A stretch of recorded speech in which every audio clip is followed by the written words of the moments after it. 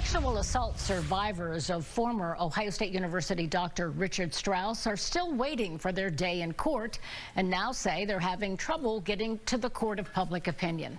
Some of the men who are among the hundreds assaulted by the university doctor over a 20-year period created a GoFundMe account to raise money to pay for billboards.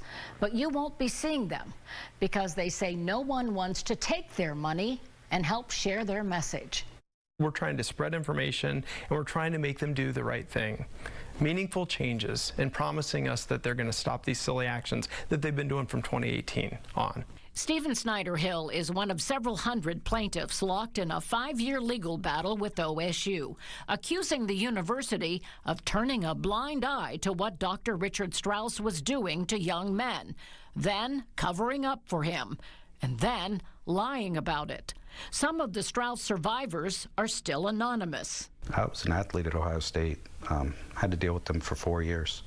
So, unfortunately, he groomed us from the day we got there. Now they want to share their outrage. They created a Survivors of OSU website, and to promote it, a GoFundMe page to pay for a billboard calling Strauss a predator and OSU trustees his protector. They say they couldn't find a billboard company willing to sell them sign space.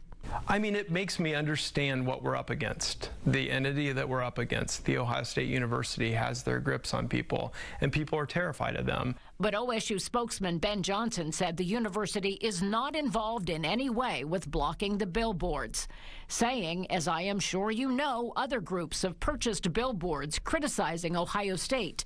The university has not and would not get involved in such a matter. An agent who sells billboard space, though, tells me he couldn't get any local outdoor sign companies to accept the anti-OSU billboards, even after the survivors toned down the message to simply display their website. The agent says the companies fear legal reprisals. Really, the billboard was meant to get a visceral reaction. It was the sex abuse champs of 1978 to present.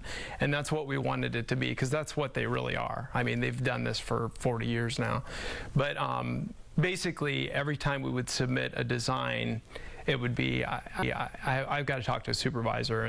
We don't get the support from the community because the community knows what's going on. So we're hoping that this gives a little exposure to the situation and people start calling the Board of Trustees and saying, hey, what are you guys doing? You need to support these guys. I did reach out to the billboard companies. I'm still waiting to hear back from them. As for that website, it's got a timeline of events and other things involving Strauss and the university, and we've got a link to the survivors' new website with this story at NBC4i.com.